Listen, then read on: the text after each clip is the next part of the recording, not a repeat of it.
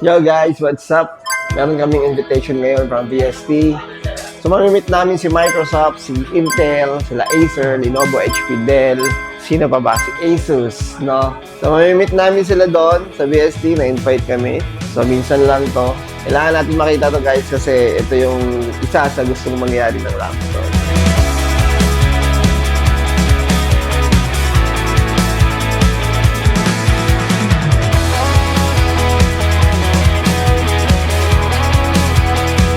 Guys, nandito kami sa VST. Sobrang laki na ito. So, ito yung one of our dream company. So, hopefully, maabot ko to. Pabalikan ko tong video na to. Kung anong maaabutan natin.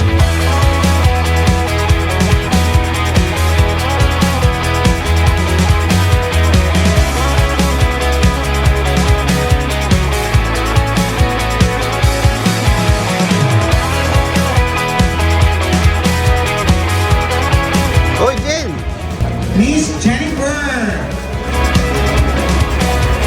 Miss Jennifer!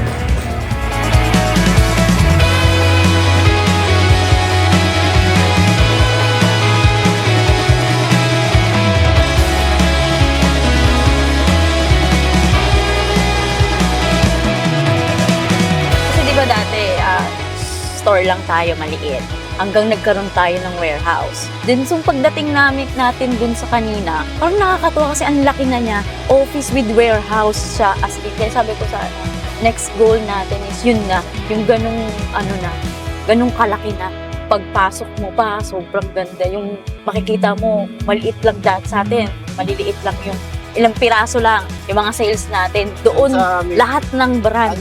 Anong goal mo ngayon sa Siyempre, maging ganon. Sana ganon tayo sa susunod kalaking distributor. Maraming brand. Ano ngayon ang naramdaman mo nung nakita mo yung company nila kanina? Nabigla kasi napakalaki. Ngayon lang ako nakapasok sa ganung lugar. Ang dami akong natutunan. Tulad ng yung NPU, hindi na pala yung updated na pala, hindi na pala siya GPU. Basta marami akong natutunan eh. Paano mo siya ma-apply ngayon sa Rapstar? Ano sa tingin mo pag ganun kalaki? Anong mangyayari sa operation mo? Kasi ikaw nahawak kapag ganun kalaki eh. Hindi ko pa alam kung kaya ko hawakan. Siguro kailangan ko ng maraming kasama. Hindi ko kaya yung ganun kadaming tao. Ayun nga guys.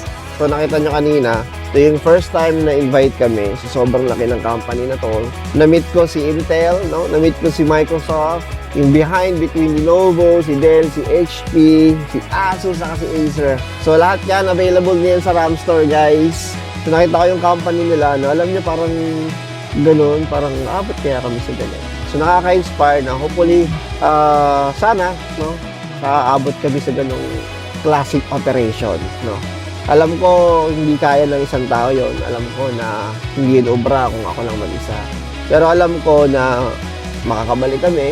Makakabuo ko ng panibagong team, yung team na maasahan mo, kahit anong mangyaring problema, andyan sila. Malaking learning sa akin ngayon na kailangan mo talagang bumuo ng team. Kanina nga natutuwa ako kasi si Jen, si Hart, si Mix, so parang alam mo yun, nandun na sila sa stage na yan, magiging trabaho nila yan, susunod sila pa yung mamimit pa nila kung sino pa yung mga bigger na tao. So anyway, antayin nyo maging ganun si RAM Store. Peace out na lang guys.